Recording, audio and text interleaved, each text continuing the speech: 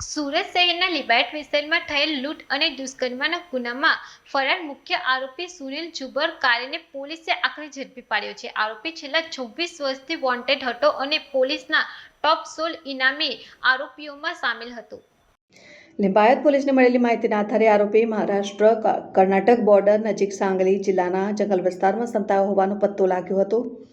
Police દ્વારા human source અને technical સર્વેલન્સની મદદથી આરોપીઓનું ચોક્કસ લોકેશન ટ્રેસ કરવામાં આવ્યું હતું અને ત્યારબાદ પોલીસ ટીમ સાંગલી જિલ્લાના પાંચવા મેલ વિસ્તારમાં પહોંચી હતી અને વેશ બદલીને સતત 5 દિવસ સુધી નજર રાખી આરોપીને ઝડપી પાડવામાં સફળતા મેળવી હતી. ઉલ્લેખનીય છે કે તારીખ 6 ઓગસ્ટ 2003ના રોજ આરોપી અને તેના સાથીદારો પર્વત ગામની સીમા આવેલ એક ખેતરના મકાનમાં ઘૂસી ગયા હતા અને તેમણે પરિવારને જાનથી મારી નાખવાની ધમકી આપી લૂંટ ચલાવી હતી, જેમાં સોના ચાંદીના દાગીના અને રોકડ રકમ લૂંટી લેવામાં આવી હતી. એટલું જ નહીં, ફરિયાદીની દીકરી ઉપર તેની ઈચ્છા વિરુદ્ધ દુષ્કર્મ કરવામાં આવ્યું હતું અને ફરિયાદીની પત્ની સાથે અશ્લીલ વર્તન પણ કરવામાં આવ્યું હતું. ત્યારબાદ સમગ્ર પરિવારને રૂમમાં બંધ કરી ગેરકાયદેસર રીતે અટકાયત કરી આરોપીઓ ફરાર થઈ ગયા હતા.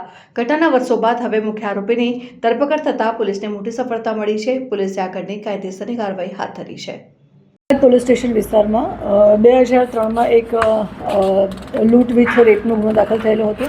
એ સિવાય બીજા પણ લૂંટ અને ધડના જે ગુનાઓ દાખલ થયેલા હતા એમાં મેઇન 4 આરોપી હતા. 4માંથી જે તે સમયે 2 આરોપી પકડાઈ ગયો હતો. એક આરોપી જે છેલ્લા 26 વર્ષથી નાસ્તો ફરતો હતો, જેનું નામ છે સુનિલ ઝુમરે કાળે, જેની ઉંમર આશરે 55 વર્ષની આસપાસ છે, જે પાંચવા ગામ तहसील थाना तासगांव डिस्ट्रिक्ट सांगली महाराष्ट्र का रहने वाला है. પહેલાં બહુ વર્ષો પહેલાં જ્યારે આ 2003માં ગુનો બન્યો ત્યારે એ પર્વત પાટિયાના વિસ્તારમાં છૂટી મોટી મજૂરી કરી અને રહેતો હતો. ત્યાં એક જે ખેતર હતું એ ખેતરમાં જે કાચું મકાન હતું એ મકાનને પગ મારી અને તોડી અંદર પ્રવેશી બળાત્કાર કરી અને લૂંટ કરેલ હતી અને એના જે હસબન્ડ છે એને પણ એને મારામારી કરેલી હતી. આ બાબતે ગુનો દાખલ થયેલો હતો લિંબાયત પોલીસ સ્ટેશન વિસ્તારમાં.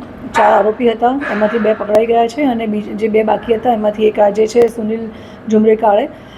એને અમે લિંબાયત પોલીસ સ્ટેશન અને ડિસ્ટાફનું જે અમારી ટીમ છે એ હ્યુમન સોર્સિસથી અને ટેકનિકલ સર્વેલન્સથી અમે એને ટ્રેક કર્યો હતો, જે ત્યાં છૂટક મૂટક મજૂરી કામ અને નાની મોટી ત્યાં પણ આ પ્રકારે ચોરી કરતો હતો અને હમણાં 6-1 મહિના પહેલાં જે મર્ડરના ગુનામાં 10 વર્ષની સજા કાપી અને એના ગામ પાછો ગયો હતો.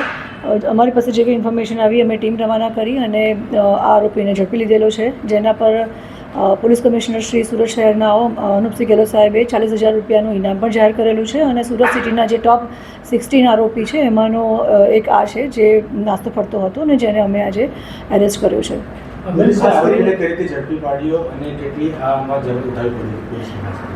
અમે કેટલા વખતથી જે લાંબા સમયથી આરોપીઓ જે નાસ્તા ફરતા છે, જે ટોપ 20માં સુરતમાં આવે છે અને જે લોકો ઓલરેડી મેજર ક્રાઇમ્સમાં વોન્ટેડ આરોપી છે, એની એક ડ્રાઈવ અમે રાખેલી હતી ઝોન 2 ખાતે સુરત સિટીમાં.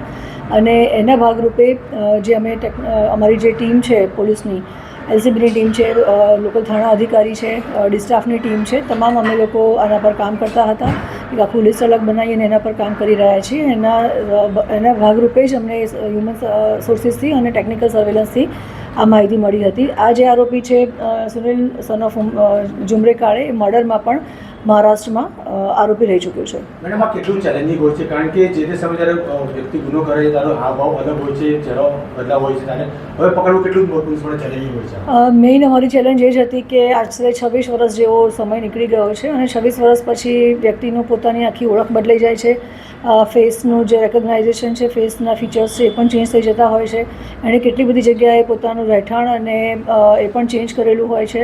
સો આમાં અમે ખાસા એની પાછળ 1-1.5 મહિનાથી અમે મહેનત કરી જ રહ્યા હતા અને ટેકનિકલ થોડું સર્વેલન્સની પણ અમે સપોર્ટ લીધો હતો. જે તે ગામના અને જિલ્લામાં, સ્ટેટમાં પણ અમે ત્યાં જે લોકલ પોલીસ છે અથવા અમારા બાતમીદારો દ્વારા ખરાઈ પણ કરતા હતા અને ટીમ પણ અમારી ઘણી વખત ત્યાં જઈને સર્વે કરતી હોય છે, ત્યારે અમને આમાં સફળતા મળે છે. એટલે એક આરોપી જે 26 વર્ષ પછી અમે પકડ્યો છે, એની પાછળ અમારા તમામ પોલીસ સ્ટાફની એટલીસ્ટ અમારી જે 20 જણની ટીમ છે અને એ 20 જણ દિવસના 6 કલાક કામ કરે છે, તો એ અમારી રોજની 120 કલાકની મહેનત, એવી રીતે 1-1.5 મહિનાની મહેનત અમારે ઓછામાં ઓછા 1000 થી 2000 કલાક અમે આપીએ ત્યારે અમને આ રિઝલ્ટ મળતું હોય છે. Bureau report, Satya TV news, Surat.